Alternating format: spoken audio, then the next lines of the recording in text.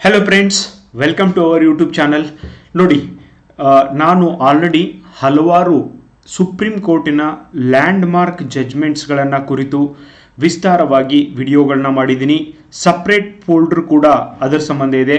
Interested candidates ಈ ಎಲ್ಲ ವಿಡಿಯೋಗಳನ್ನ ನೋಡ್ಬೋದು. ಈ ದೇಶದೊಳಗೆ ಕಾನೂನು ಹೇಗೆ ಬದಲಾವಣೆ ಆಗ್ತಾ ಇದೆ ಆ್ಯಂಡ್ ಶಬರಿಮಲೆಯಲ್ಲಿ ಮಹಿಳೆಯರಿಗೆ ಪ್ರವೇಶ ನೀಡುವ ಪ್ರಕರಣ ಆಲ್ರೆಡಿ 2018ರಲ್ಲಿ ಸುಪ್ರೀಂ ಕೋರ್ಟ್ನಲ್ಲಿ ನಿರ್ಣಯ ಆದರೂ ಕೂಡ ಇದನ್ನು ಮತ್ತೆ ಒಂದು ಸಾರ್ತಿ ರಿವ್ಯೂ ಮಾಡಲಾಗ್ತಾ ಇದೆ. ಹಿಂದಿನ ಒಂದು ಜಡ್ಜ್ಮೆಂಟಲ್ಲಿ ಮಹಿಳೆಯರಿಗೆ ಸ್ವಾಮಿ ಅಯ್ಯಪ್ಪನ ಶಬರಿಮಲೆಯ ಸ್ವಾಮಿ ಅಯ್ಯಪ್ಪನ ದೇವಸ್ಥಾನದೊಳಗೆ ಪ್ರವೇಶ ಮಾಡಲಿಕ್ಕೆ ಅವಕಾಶ ಕೊಡಬೇಕು ಅಂತ ಹೇಳಿ ಕಾನ್ಸ್ಟಿಟ್ಯೂಷನಲ್ ಬೆಂಚ್ ಅಂದರೆ ಸಂವಿಧಾನಿಕ ಬೆಂಚ್ನ 5 ಜಡ್ಜಸ್ಗಳು ಹೇಳಿದ್ರು.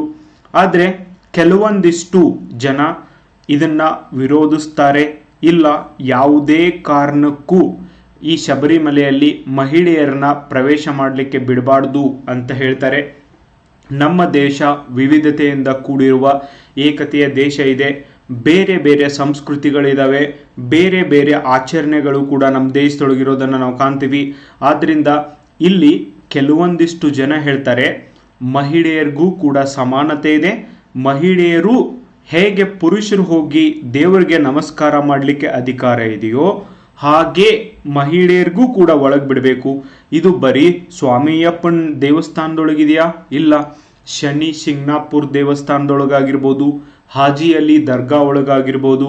ಇಂಟ್ರೆಸ್ಟಿಂಗ್ಲಿ ನಾನು ಇತ್ತೀಚೆಗೆ ಒಂದು ಕಬ್ರಿಸ್ತಾನ್ ಅಂದರೆ ಸ್ಮಶಾನದ ಹತ್ರ ಹೋಗಿದ್ದೆ.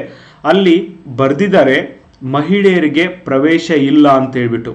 ಅದು ಆದಮೇಲೆ ಅಲ್ಲಿ ಒಬ್ಬರು ಅಜ್ಜ ನಿಂತಿದ್ರು. ಅವ್ರಿಗೆ ಕೇಳಿದೆ ನಾನು, ಮಹಿಳೆಯರಿಗೆ ಪ್ರವೇಶ ಇಲ್ಲ ಅಂದರೆ ಇಲ್ಲಿ ಮಹಿಳೆ ತೀರ್ಕೊಂಡಾಗ್ಲೂ ಪ್ರವೇಶ ಕೊಡೋದಿಲ್ವಾ ಅಂತ ಕೇಳಿದಾಗ, ಇಲ್ಲ, ತೀರ್ಕೊಂಡಾಗ ಪ್ರವೇಶ ಇದೆ, ಆದರೆ ಜೀವಂತ ಇದ್ದಾಗ ಪ್ರವೇಶ ಇಲ್ಲ ಅಂತ ಹೇಳಿದರು. ಅಂದರೆ ನಮ್ಮ ದೇಶದೊಳಗೆ ಹೀಗೆ ಅನೇಕ ಸಂಪ್ರದಾಯಗಳು ನಡ್ಕೊಂಡು ಬಂದಿದ್ದಾವೆ. ಆ್ಯಂಡ್ ಮಹಿಳೆಯರಿಗೆ ಈ ಒಂದು ಶಬರಿಮಲೆ ದೇವಸ್ಥಾನದೊಳಗೆ ಹೋಗಲಿಕ್ಕೆ ಅಧಿಕಾರ ಇದೆ ಅಂತ ಒಂದು ವರ್ಗದವರು ಹೇಳಿದರೆ, ಸ್ವಾಮಿ ಅಯ್ಯಪ್ಪ ಒಬ್ಬ ಬ್ರಹ್ಮಚಾರಿ, ಆ ಬ್ರಹ್ಮಚರ್ಯವನ್ನು ಪಾಲಿಸಲಿಕ್ಕೆ ಅವನು ಮಹಿಳೆಯರನ್ನ ಒಳಗೆ ಬಿಡದೇ ಇರೋದು. ಅಂದರೆ ಸ್ವಾಮಿ ಅಯ್ಯಪ್ಪನ ಇಚ್ಛೆ ಇದೆ, ನಾನು ಬ್ರಹ್ಮಚರ್ಯವನ್ನು ಪಾಲಿಸ್ತೀನಿ, ಆದ್ದರಿಂದ ಮಹಿಳೆಯರನ್ನ ಬಿಡಬೇಡ್ದು ಅನ್ನೋದು ಕೂಡ ಸ್ವಾಮಿ ಅಯ್ಯಪ್ಪನ ಮೂಲಭೂತ ಹಕ್ಕಾಗಿದೆ ಅಂತ ಹೇಳುವಂಥ ಜನನೂ ಕೂಡ ಈ ದೇಶದೊಳಗಿದ್ದಾರೆ. ಇಲ್ಲಿ 9 ನ್ಯಾಯಾಧೀಶರ ಐತಿಹಾಸಿಕ ವಿಚಾರಣೆ ಮಾರ್ಚ್ 14ರವರೆಗೂ ಸುಪ್ರೀಂ ಕೋರ್ಟ್ ಸಮಯವನ್ನು ಕೊಟ್ಟಿದೆ. ಯಾವ ಕಾರಣಕ್ಕಾಗಿ ಮಹಿಳೆಯರನ್ನ ಆ ದೇವಸ್ಥಾನದೊಳಗೆ ಹೋಗಲಿಕ್ಕೆ ಬಿಡಬಾರ್ದು ಅನ್ನುವಂಥ ಕೂಲಂಕುಷವಾದಂಥ ಪಾಯಿಂಟ್ಸ್ಗಳನ್ನು ನೀವು ನಮಗೆ ಹೇಳಬೇಕು ಅಂತ ಹೇಳಿದೆ. ಇಲ್ಲಿ ಸಂಪ್ರದಾಯ ಮುಖ್ಯವೋ ಆದರೆ ಅದರ ಬದಲಿ ಸಂವಿಧಾನ ಮುಖ್ಯವೋ ಅನ್ನುವಂಥ ಪ್ರಶ್ನೆ ಮತ್ತೆ ಮುನ್ನೆಲೆಗೆ ಬಂದಿದೆ. ಒಬ್ಬ ತಾಯಿ ಇಲ್ಲದೆ ಸ್ವಾಮಿ ಅಯ್ಯಪ್ಪ, ಓಕೆ, ಒಬ್ಬ ಮಹಿಳೆ ಇಲ್ಲದೆ ಒಬ್ಬ ತಾಯಿ ಇಲ್ಲದೆ ಸ್ವಾಮಿ ಅಯ್ಯಪ್ಪ ಆದರೂ ಹುಟ್ಟಿದೇಗೆ? ಆಮೇಲೆ ಇಷ್ಟೆಲ್ಲ ಜನ ಸ್ವಾಮಿ ಅಯ್ಯಪ್ಪಗಳಾಗ್ತಾರೆ. ಅವರೆಲ್ಲರೂ ಕೂಡ ಒಂದು ತಾಯಿಯ ಹೊಟ್ಟೆಯಿಂದನೇ ಬಂದಿದ್ದು.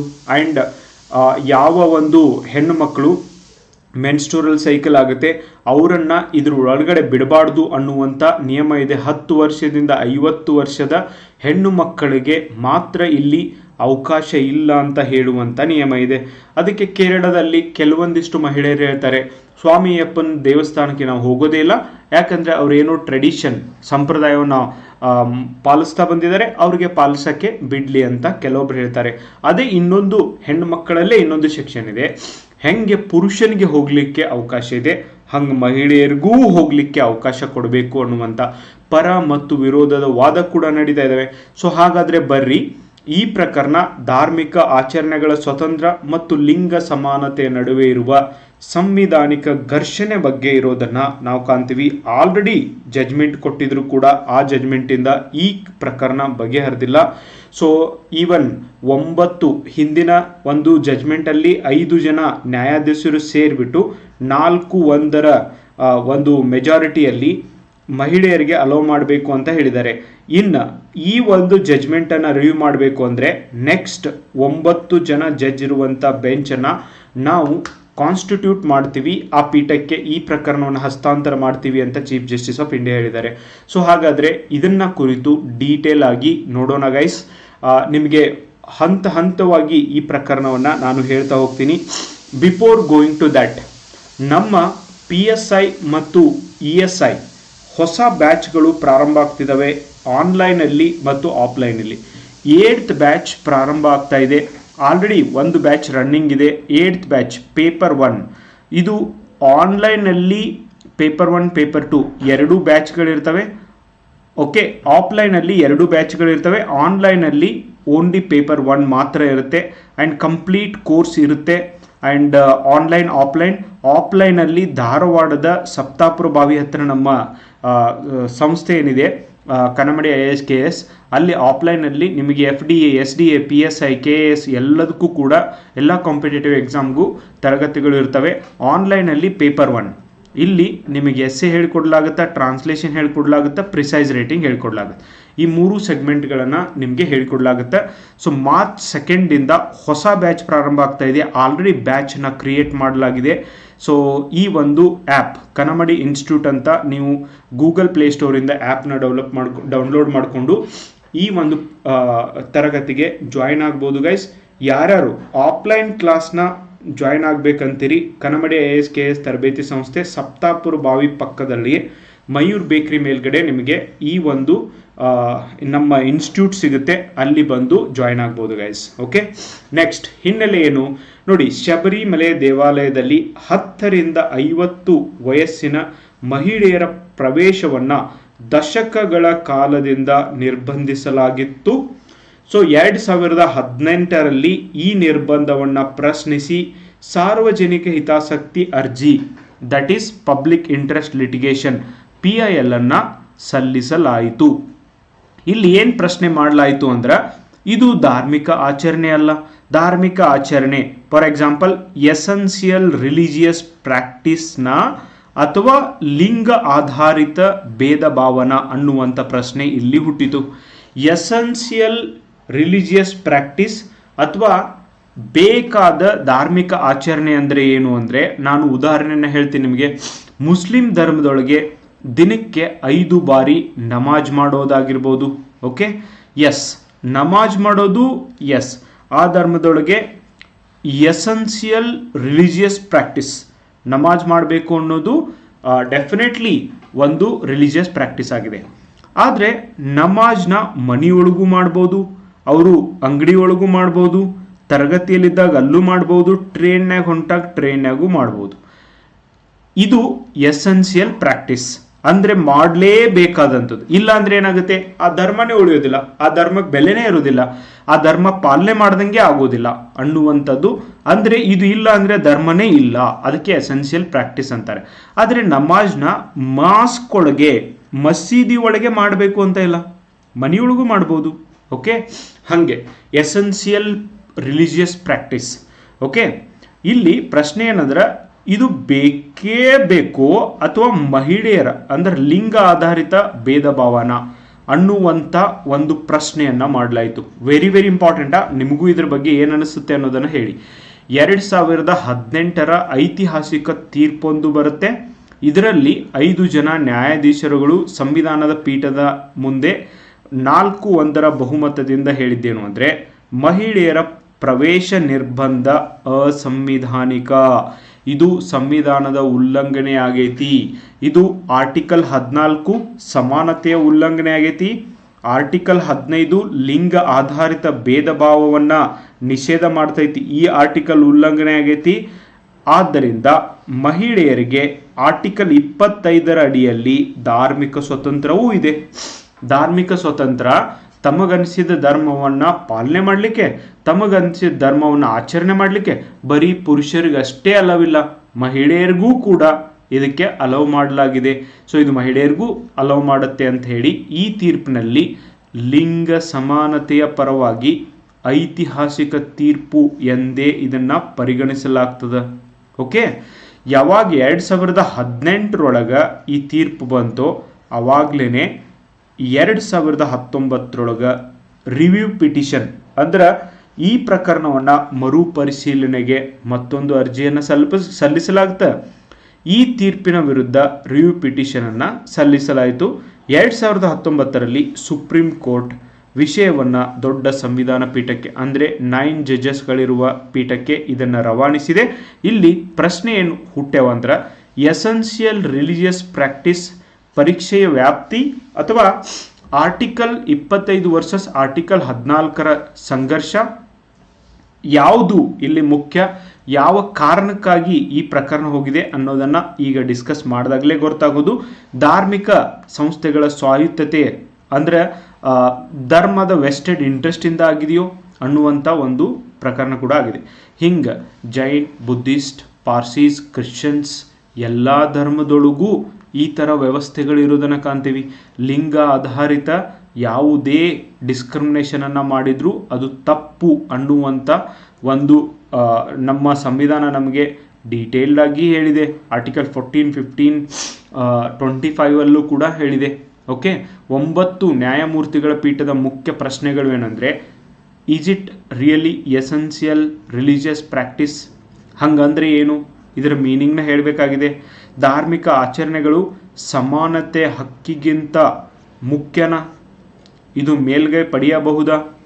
ಆರ್ಟಿಕಲ್ 25(1) ವೈಯಕ್ತಿಕ ಹಕ್ಕು ವರ್ಸಸ್ ಆರ್ಟಿಕಲ್ 26 ಧಾರ್ಮಿಕ ಸಂಸ್ಥೆಗಳ ಹಕ್ಕು. ಲಿಂಗ ಆಧಾರಿತ ನಿರ್ಬಂಧ ಸಂವಿಧಾನಕ್ಕೆ ಹೊಂದಿಕೆ ಆಗ್ತದ? ಇವೆಲ್ಲ ಪ್ರಶ್ನೆಗಳು ಈಗ ಇರುವಂಥ ಸುಪ್ರೀಂ ಕೋರ್ಟ್ನ ಮುಂದೆ ಇರುವಂಥ ಒಂದು ಪ್ರಶ್ನೆಗಳು ಗೈಸ್. ಓಕೆ, ನೆಕ್ಸ್ಟ್ ಸಂವಿಧಾನ ಸಂಬಂಧಿತ ಯಾವ ವಿಧಿಗಳು ಇದಕ್ಕೆ ಇಂಪಾರ್ಟೆಂಟು ಅಂದರೆ, ಆರ್ಟಿಕಲ್ 14 ಉಲ್ಲಂಘನೆ ಆಗ್ತಾ ಇದೆ, ಸಮಾನತೆ ಇನ್ ಕೇಸ್ ಮಹಿಳೆಯರಿಗೆ ವಿರೋಧ ಮಾಡಿದರೆ. ಲಿಂಗ ಆಧಾರಿತ ಭೇದ ಭಾವ, ಓಕೆ, ಅಸಂವಿಧಾನಿಕ ಆರ್ಟಿಕಲ್ 15(1) ರಾಜ್ಯವು ಲಿಂಗ ಆಧಾರಿತ ಭೇದ ಭಾವ ಮಾಡಬಾರ್ದು. ಆರ್ಟಿಕಲ್ 21 ಒಳಗೂ ಕೂಡ ಇದನ್ನು ಹೇಳುತ್ತೆ ಭಾರತ ಸಂವಿಧಾನದೊಳಗೆ. ಈವನ್ ಆರ್ಟಿಕಲ್ 21 ಒಳಗೆ ಗೌರವದಿಂದ ಬದುಕುವ ಹಕ್ಕನ್ನು ನೀಡಲಾಗಿದೆ. ಆರ್ಟಿಕಲ್ 25 ಧಾರ್ಮಿಕ ಆಚರಣೆ ಸ್ವತಂತ್ರ, ಪಬ್ಲಿಕ್ ಆರ್ಡರ್, ಮೊರಾಲಿಟಿ, ಹೆಲ್ತ್ಗೆ ಒಳಪಟ್ಟಂತೆ. ಇನ್ನು ಕೆಲವೊಂದಿಷ್ಟು ಜನ ಯಾವಾಗ ಮಹಿಳೆಯರಿಗೆ ಈ ಋತುಸ್ರಾವ ಆಗುತ್ತೋ ಆ ಸಂದರ್ಭದೊಳಗೆ ಕ್ಲೀನ್ಲಿನೆಸ್ಗೋಸ್ಕರ ಆಮೇಲೆ ಅಲ್ಲಿನ ಒಂದು ಪಾವಿತ್ರ್ಯತೆಯನ್ನು ಕಾಪಾಡೋಗೋಸ್ಕರ ಮಹಿಳೆಯರನ್ನ ಒಳಗೆ ಬಿಡಬಾರ್ದು ಅಂತ ಹೇಳುವುದ ಒಂದು ರೂಢಿ ಕೂಡ ಇದೆ. ಆದರೆ ಇವತ್ತಿನ ಮಾಡರ್ನ್ ಟೆಕ್ನಾಲಜಿಕಲ್ ಯುಗದಲ್ಲಿ ಮಹಿಳೆಯರು ಕೂಡ ಪ್ಯಾಡ್ ಹಾಕೋತಿದ್ದಾರೆ. ಮಹಿಳೆಯರು ಕೂಡ ಪ್ಯಾಡ್ ಯೂಸ್ ಮಾಡಿಕೊಂಡು ಅವರು ಕೂಡ ಹೈಜೀನನ್ನು ಮೇಂಟೈನ್ ಮಾಡ್ತಿದ್ದಾರೆ. ಹೆಲ್ತ್ಗೆ ಇನ್ನೊಬ್ಬರ ಹೆಲ್ತ್ಗೂ ಏನು ಸಮಸ್ಯೆ ಮಾಡ್ತಾ ಇಲ್ಲ ಅನ್ನೋದು ಕೆಲವೊಂದಿಷ್ಟು ಜನರ ವಾದ ಆಗಿದೆ. ಆರ್ಟಿಕಲ್ 26 ಧಾರ್ಮಿಕ ಪಂಥಗಳ ಸ್ವಾಯತ್ತತೆ. ಇಲ್ಲಿ ಸಂಘರ್ಷ, ಈಕ್ವಾಲಿಟಿ ವರ್ಸಸ್ ರಿಲಿಜಿಯಸ್ ಫ್ರೀಡಮ್. ಯಾವುದು ಮುಖ್ಯ ಗೈಸ್? ಸಮಾನತೆ ಬೇಕೋ ಅಥವಾ ಧಾರ್ಮಿಕ ಸ್ವತಂತ್ರ ಬೇಕು? ನಿಮಗೆ ಯಾವ್ದು ಅನಿಸುತ್ತೆ? ನಿಮಗೆ ಯಾವ್ದು ಬೇಕು ಅಂತ ಅನಿಸುತ್ತೆ? ಲೆಟ್ ಮಿ ನೋ ಇನ್ ಕಮೆಂಟ್ ಬಾಕ್ಸ್. ಓಕೆ, ಇಲ್ಲಿ ಪರವಾದ ಮತ್ತು ವಿರೋಧದ ವಾದ ಏನೇನಿದಾವೆ ಅನ್ನೋದನ್ನು ನಾನು 1 by 1 ಆಗಿ ಹೇಳ್ತೀನಿ. ಹಿಂಗೆ ಮಹಿಳೆಯರಿಗೆ ಅಲೌ ಮಾಡಬೇಕು ಅಂತ ಸುಪ್ರೀಂ ಕೋರ್ಟ್ ಹೇಳೈತಿ. ಯಾಕೆ ಹೇಳೈತಿ? ಯಾಕೆ ಅಲೌ ಮಾಡಬೇಕು? ವುಮನ್ ಪರವಾದಂಥ ವಾದದಲ್ಲಿ ದೇವಾಲಯದು ಸಾರ್ವಜನಿಕ ಸ್ಥಳ ಆಗೈತಿ. ಸಾರ್ವಜನಿಕ ಸ್ಥಳಗಳಲ್ಲಿ ಯಾವುದೇ ಕಾರಣಕ್ಕೂ ಜಾತಿ ಧರ್ಮ ಆಧಾರಿತ ತಾರತಮ್ಯಗಳನ್ನು ಮಾಡಬಾರ್ದು ಅಂತ ಭಾರತ ಸಂವಿಧಾನನೇ ಡೀಟೇಲ್ ಆಗಿ ಹೇಳಿದೆ. ಓಕೆ, ನೆಕ್ಸ್ಟ್ ಲಿಂಗ ಆಧಾರಿತ ನಿರ್ಬಂಧ ಆರ್ಟಿಕಲ್ 14 ಮತ್ತು 15(1)ರ ಉಲ್ಲಂಘನೆ ಆಗಿದೆ. ಆರ್ಟಿಕಲ್ 25 ವೈಯಕ್ತಿಕ ಹಕ್ಕು, ಮಹಿಳೆಯರಿಗೂ ಕೂಡ ಸಮಾನ ಹಕ್ಕು ಅಪ್ಲಿಕೇಬಲ್ ಆಗುತ್ತೆ. ಎಸೆನ್ಷಿಯಲ್ ಪ್ರಾಕ್ಟೀಸ್ ಎಂದು ಇದು ಮಹಿಳೆಯರನ್ನ ಬಿಡಲಿಲ್ಲ ಅಂದರೆ ಈ ಧರ್ಮನೇ ಉಳಿಯೋದಿಲ್ಲ ಅನ್ನೋದು ಎಲ್ಲೂ ಪ್ರೂವ್ ಆಗಿಲ್ಲ. ಅಂದರೆ ಎಸೆನ್ಷಿಯಲ್ ಪ್ರಾಕ್ಟೀಸ್ ಅಂತಲೂ ಪ್ರೂವ್ ಆಗಿಲ್ಲ. ಧಾರ್ಮಿಕ ಆಚರಣೆ ಸಂವಿಧಾನದ ಮೂಲಭೂತ ಹಕ್ಕುಗಳಿಗೆ ಒಳಪಟ್ಟಿರಬೇಕು. ಓಕೆ, ಧಾರ್ಮಿಕ ಆಚರಣೆ ಸಂವಿಧಾನಕ್ಕೆ ಒಳಪಟ್ಟಿರಬೇಕು. ಸಂವಿಧಾನವನ್ನು ಉಲ್ಲಂಘನೆ ಮಾಡುವ ಹಾಗಿರಬಾರ್ದು. ಅದು ಯಾವುದೇ ಧರ್ಮ ಆಗಿರಲಿ, ಯಾವುದೇ ಜಾತಿ ಆಗಿರಲಿ, ಮನುಷ್ಯರಂತೆ ನೋಡುವಂಥ ಅವಶ್ಯಕತೆ ಇದೆ ಹೊರತು ಅದನ್ನು ಬಿಟ್ಟುಕೊಟ್ಟು ಈ ಥರ ಆಚರಣೆಗಳ ಅವಶ್ಯಕತೆ ಇದೆಯಾ ಅನ್ನುವಂಥ ಪ್ರಶ್ನೆ ಕೂಡ ಇಲ್ಲಿ ಬರ್ತದೆ. ನೆಕ್ಸ್ಟ್ ರಿಸ್ಟ್ರಿಕ್ಷನ್, ವಿರೋಧದ ವಾದ ಏನೇನು? ಓಕೆ, ಇದನ್ನು ಒಂದು ಸರ್ತಿ ನೋಡೋಣ. ಏನೇನೆಲ್ಲ ವಿರೋಧಗಳಿದಾವೆ ನೋಡಿ. ಒಂದನೇದು, ಶಬರಿಮಲೆ ವಿಶೇಷ ಧಾರ್ಮಿಕ ಪಂಥವಾಗಿದೆ. ಸೊ ಅವ್ರೇನು ಹೇಳ್ತಾರೆ ಅದನ್ನು ಫಾಲೋ ಮಾಡೋ ಅವಶ್ಯಕತೆ ಇದೆ. ಕೇರಳದೊಳಗಿನ ಹೆಣ್ಮಕ್ಳು ಹೇಳ್ತಾರೆ ನಾವು ಅಲ್ಲಿ ಹೋಗಬಾರ್ದು, ಸ್ವಾಮಿಯಪ್ಪ ಸ್ಟ್ರಾಂಗ್ ಇದ್ದಾನೆ, ಸ್ವಾಮಿಯಪ್ಪ ಈ ಒಂದು ಏನು ಸನ್ಯಾಸಿ ಇದ್ದಾನೆ ಅನ್ನೋದನ್ನು. ನೆಕ್ಸ್ಟ್, ದೇವರು ನೈಷ್ಠಿಕ ಬ್ರಹ್ಮಚಾರಿ ಎಂಬ ನಂಬಿಕೆ ಇದೆ. ಅಂದರೆ ಸ್ವಾಮಿಯಪ್ಪ ಬ್ರಹ್ಮಚಾರಿ ಇಲ್ಲಿ ಮಹಿಳೆಯರು ಹೋಗಬಾರ್ದು ಅಂತ ಹೇಳ್ತಾರೆ. ಸೊ ಬ್ರಹ್ಮಚಾರಿ ಪಾಲನೆ ಮಾಡಲಿಕ್ಕೂ ಮಹಿಳೆಯರು ಹೋಗ್ಲಿಕ್ಕೂ ಯಾವ ಒಂದು ರಿಲೇಷನ್ ಇದೆ ಅನ್ನೋದು ಇನ್ನೂ ಕೆಲವೊಂದಿಷ್ಟು ಜನರ ವಾದ ಆಗೈತಿ. ಆರ್ಟಿಕಲ್ 26 ಅಡಿಯಲ್ಲಿ ಸಂಸ್ಥೆಗಳ ಸ್ವಾಯತ್ತತೆ, ಓಕೆ, ಬೇರೆ ಬೇರೆ ಧರ್ಮದವರು ಜಾತಿಯವರು ಕೂಡ ಹೋಗಲಿಕ್ಕೆ ಅವಕಾಶ ಇದೆ. ನ್ಯಾಯಾಲಯವು ಧಾರ್ಮಿಕ ಆಚರಣೆಯಲ್ಲಿ ಹಸ್ತಕ್ಷೇಪ ಮಾಡಬಾರ್ದು. ಇದು ಕೆಲವೊಂದಿಷ್ಟು ಜನ ಏನು ಇಲ್ಲಿ ಮಹಿಳೆಯರು ಬರಬಾರ್ದು ಅಂತ ಹೇಳ್ತಾರಲ್ಲ, ಬಿಟ್ಟು ಬಿಡಬೇಕು. ಇದ್ರೊಳಗೆ ನ್ಯಾಯಾಲಯ ಎದಕ್ಕೆ ಹಸ್ತಕ್ಷೇಪ ಮಾಡತೈತಿ ಅನ್ನೋದು ಕೆಲವೊಬ್ಬರು ವಾದ ಆಗೈತಿ. ನೆಕ್ಸ್ಟ್, ಇದು ಫೇತ್ ವಿಷಯ, ಓಕೆ, ನ್ಯಾಯಾಂಗ ಪರಿಶೀಲನೆಗೆ ಒಳಪಟ್ಟಿದ್ದಲ್ಲ. ಇದು ನಂಬಿಕೆ ವಿಷಯ, ಅಲ್ಲಿನ ನಂಬಿಕೆ ಇದ್ರೆ ಇನ್ನೊಬ್ಬರ ಮೂಲಭೂತ ಹಕ್ಕುಗಳ ಉಲ್ಲಂಘನೆ ಅದರಿಂದ ಆಗಬಾರ್ದು ಅನ್ನೋದು ಕೆಲವೊಬ್ಬರು ವಾದ ಆಗೈತಿ ಗೈಸ್. ಓಕೆ, ಸೊ ಇವೆಲ್ಲ ಪ್ರಶ್ನೆಗಳು ಸುಪ್ರೀಂ ಕೋರ್ಟ್ನ ಹಿಂದಿರೋದನ್ನ ಕಾಣ್ತೀವಿ.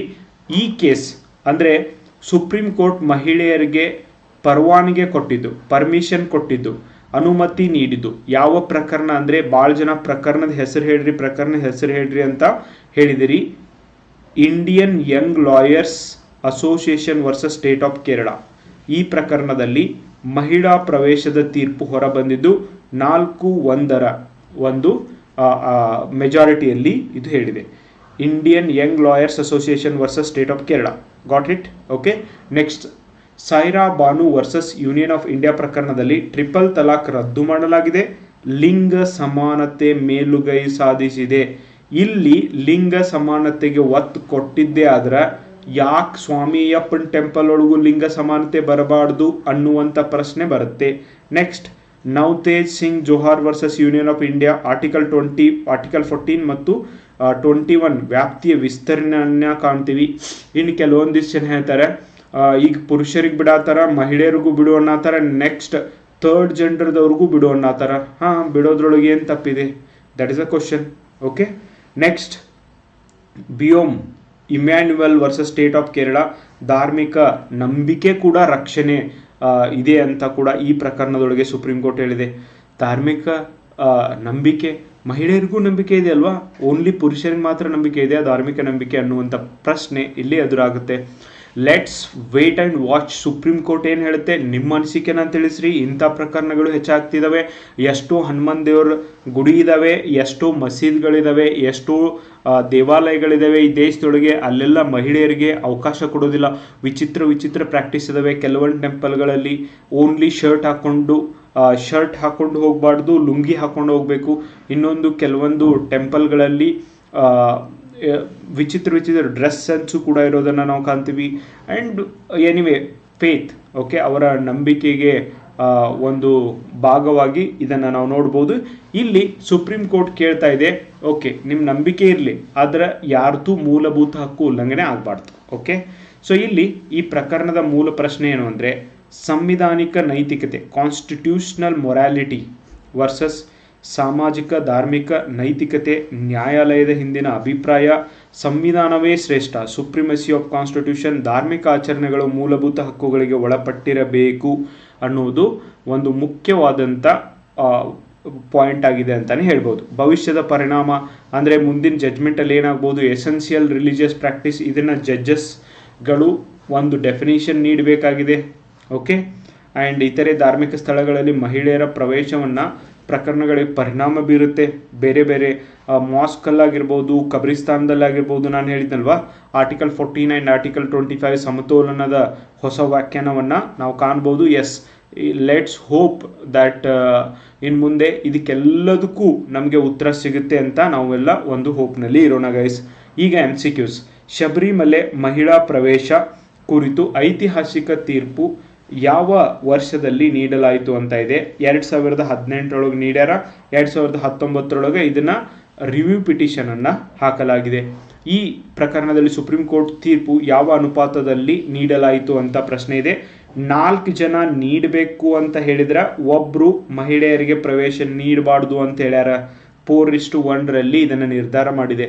ನನ್ನ ಪರ್ಸನಲ್ ಒಪಿನಿಯನಲ್ಲಿ ಸಮಾನತೆಯ ದೃಷ್ಟಿಕೋನದಿಂದ ಎಸ್, ಮಹಿಳೆಯರಿಗೂ ಈಕ್ವಲ್ ಆಗಿ ಹೋಗಲಿಕ್ಕೆ ಅವಕಾಶ ಇರೋದ್ರೊಳಗೆ ತಪ್ಪೇನಿಲ್ಲ ಅಂತ ನನಗನ್ಸುತ್ತೆ ಗೈಸ್. ಓಕೆ. ನೆಕ್ಸ್ಟ್, ಮಹಿಳೆಯರ ಪ್ರವೇಶ ನಿರ್ಬಂಧವು ಯಾವ ಸಂವಿಧಾನದ ವಿಧಿಯ ಉಲ್ಲಂಘನೆ ಎಂದು ಕೋರ್ಟ್ ಹೇಳಿದೆ ಅಂತ ನಿಮಗೆ ಪ್ರಶ್ನೆ ಇದೆ. ಸೊ ಇದು ಆರ್ಟಿಕಲ್ 14ರ ಉಲ್ಲಂಘನೆ ಅಂತ ಕೂಡ ಹೇಳಿದೆ. ಓಕೆ, ಸಮಾನತೆಯ ಉಲ್ಲಂಘನೆ. ಶಬರಿಮಲೆ ಪ್ರಕರಣದಲ್ಲಿ ಪ್ರಮುಖವಾಗಿ ಚರ್ಚೆಯಾದ ವಿಷಯ ಯಾವುದು? ಆಸ್ತಿ ಹಕ್ಕು, ಭಾಷಾ ಹಕ್ಕು, ಎಸೆನ್ಷಿಯಲ್ ರಿಲಿಜಿಯಸ್ ಪ್ರಾಕ್ಟೀಸ್. ಓಕೆ, ಯಾರೆಲ್ಲ ಕನ್ನಡ ಮೀಡಿಯಂ ವಿದ್ಯಾರ್ಥಿಗಳಿದ್ದೀರಿ, essential religious practice, picks these all 3 vocabularies guys. Next, Sabarimala ಮಹಿಳಾ ಪ್ರವೇಶ ಪ್ರಕರಣ ಅಧಿಕೃತ ಹೆಸರು ಯಾವುದು? ಮಹಿಳೆಯರ ಪ್ರವೇಶವನ್ನು ಕೊಡಲಿಕ್ಕೆ ಅನುಮತಿ ನೀಡಿದಂಥ ಕೇಸ್ನ ಹೆಸರೇನು ಅಂದರೆ, very very important guys, Indian young lawyers association versus state of Kerala. ಈ ಎಲ್ಲ ಕೇಸ್ ನವಜೋತ್ ಸಿಂಗ್ ಜೋಹರ್ ಆ್ಯಂಡ್ ಸೈರಾ ಬಾನು ಆಗಿರ್ಬೋದು, ಕೇಶವಾನಂದ್ ಭಾರತಿ ಕೇಸ್ ಆಗಿರ್ಬೋದು, ಈ ಎಲ್ಲ ಪ್ರಕರಣಗಳನ್ನು ನಾನು ಡೀಟೇಲ್ ಆಗಿ ಚರ್ಚೆ ಮಾಡಿದ್ದೀನಿ.